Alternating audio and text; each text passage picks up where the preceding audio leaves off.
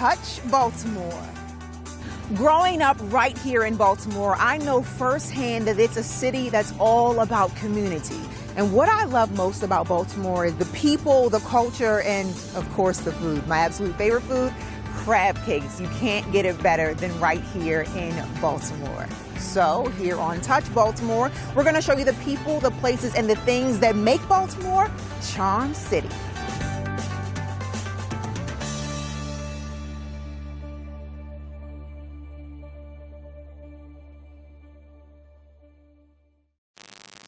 Hi everyone, I am Amber Moore and this is Touch Baltimore, where we're going to show you all the great things that make Baltimore Charm City. And today, kicking us off, we're here with Santiago Nocera, and he is the Marketing and Communications Associate of the Baltimore Office of Promotions and the Arts. And Santiago, you're going to be talking to us about Free Fall Baltimore and Baltimore Open Studio Tour, and that already kicked off October 1st. So the entire month of October, is that right?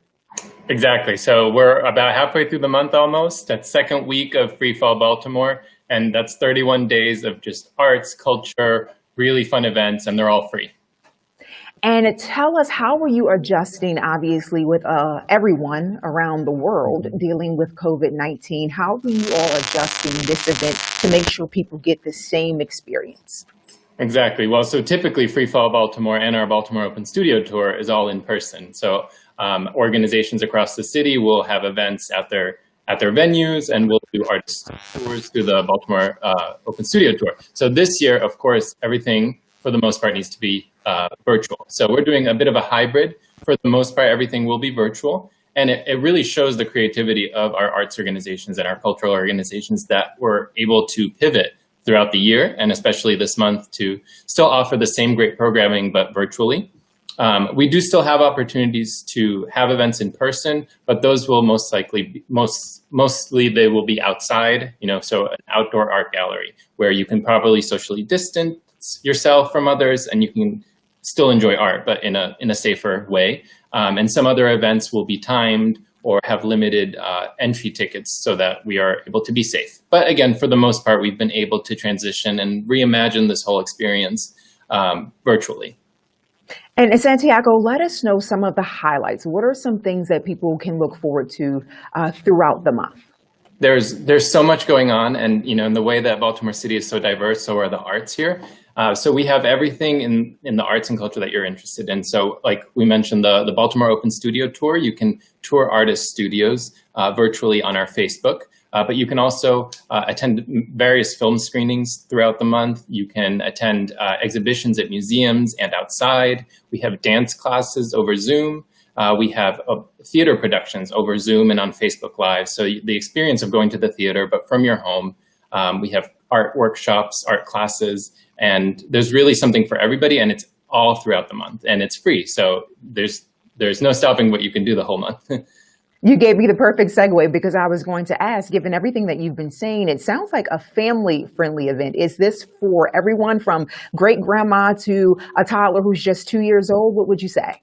Exactly, and that's our intention with Free Fall Baltimore. We really want it to be for the whole family, because we understand that with the arts and cultural events, you might not always have the opportunity throughout the year to get to these events and to these organizations.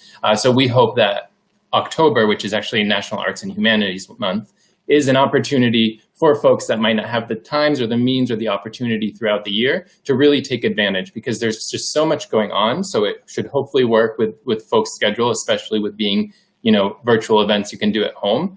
So you can do them with your family. And again, they are free, so you can attend as many as you'd like. But our hope is also that throughout October, you enjoyed so much that you come back throughout the year, because these organizations are really producing great events all year round. Absolutely. This is kind of a sneak peek of what you can enjoy, not just in October, but beyond October. Exactly. A very condensed look at all the creativity and the fun that Baltimore really has to offer. Now, talk to me, if I do choose to come to one of the in-person events, what do I need to know before coming? Obviously, again, dealing with COVID, do I need to make sure I have a mask? What are the requirements to do the in-person events? Right. And so all the events are produced by different organizations. So on freefallbaltimore.org, you can go to the specific organization's website to see what requirements they have in place. Of course, when you're doing an outdoor art exhibition, for example, of course, we want masks, we want social distancing. But for the events that might be inside, you'll just have to take a look at the specific websites to see if they have a timed entry or if they have reservations requested or required. But we're doing for the programming that is in person. We've asked for a robust precaution system for how they are going to handle those events. And Santiago, is this an annual event? Yes, so it happens every year, every October, to celebrate National Arts and Humanities Month. Obviously, this year's different, but every October, this is really the focus, to make sure October is all about the arts and the creativity here. Now, if I've attended this event before in previous years, is there anything brand new this year that I can look forward to outside of obviously doing it virtually, which we haven't done before, but anything new that I can look forward to if this is something that maybe I attend every year or every few years? Yeah, so the great thing about Free Fall is we have new events and then some classics and favorites that folks enjoy attending every year around the same time of year.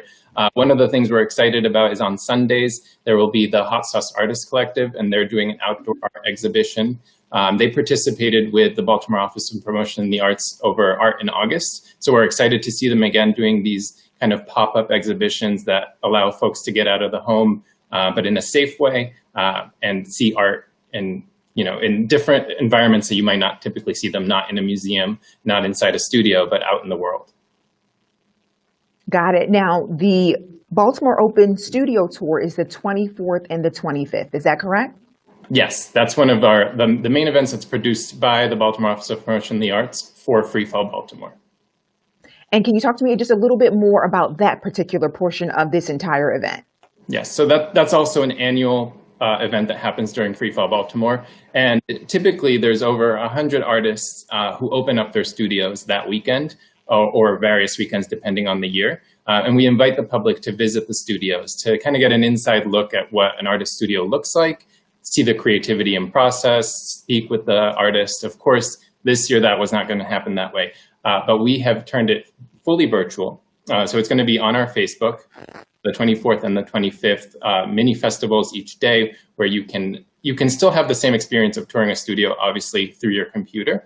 But we have 12 artists and they're all across a big range of artistic styles. So we have dancers that will be putting on performances. We have glass blowers that will be doing demonstration, woodwork, graphic artists, painters, and you can do it from home. So you're not having to travel all over the city, although we have enjoyed that in years past. I think this will be a more intimate and an exciting experience to be able to really connect with the artists over Facebook this time. And Santiago, can you talk to me a little bit more about these artists? Are these local artists, all from Baltimore City, from across the state? Who can we expect to see? Yeah, so Baltimore Open Studio Tour is focused on Baltimore-based artists. So they live and work here in the city. Typically, we'd have a map where you can see exactly where in the city they're located. But this year, since it will be virtual, we'll be listing their websites and their social handles so that you can really get a sense of who these artists are. You can, you've enjoyed the tour, you want to get to know them, you can send them a message and find out about how you can possibly, interact or get to know them better or purchase their art. In a lot of cases, they'll be actually selling artwork. So that's something else that we encourage as well. All right, I love it. Now, here at Touch Baltimore, as we said in the opening, it's all about showcasing Baltimore and what makes us truly Charm City. And this event obviously definitely falls into that category. So talk to me, Santiago, about the message that you hope is sent with such an event showcasing the beautiful artwork and artists who live right here in Baltimore City. Well, the fact that it is Charm City and that there's so many diverse elements to Baltimore City, I think it really shows when you get a group of artists from different areas of the city, different diverse artists who work in different, not just different styles of painting, but really just artists across the board. Like I mentioned, we have dancers and painters and different artists. And I think it gives you a glimpse at all the type of creative activities and events that the creative community can put on in our city. And I love that it's compressed to one weekend. It's kind of intimate, but it really gives you a grand scope of what it is to be in Baltimore and enjoy the creativity of the city. Now, tell us, how can we find out exactly where we're going, the schedule? You may have mentioned that. I do apologize, but of course, we always like to reiterate Yeah. that anyway, so folks can jot it down or head to a website. How do they know exactly what's happening on which day, times, all that good stuff? So freefallbaltimore.org is the place to go. We've scheduled out all the events. So, these are all organizations from across the city that are doing events. So you can go day by day to see which of those organizations are having events. And then from there, link over to the page of the specific event so you may reserve your space or find out more information about how to get there. All right, sounds good. Is there anything else, Santiago, that you definitely wanted to highlight before we wrapped it up? Because we want to make sure we answer all the folks' questions at home. Anything I did not ask you that you definitely wanted to highlight before going? No, we definitely want to just to mention that this is an annual event, and it's like the best opportunity that you get throughout the year to really dive deep into the arts and the culture of the city.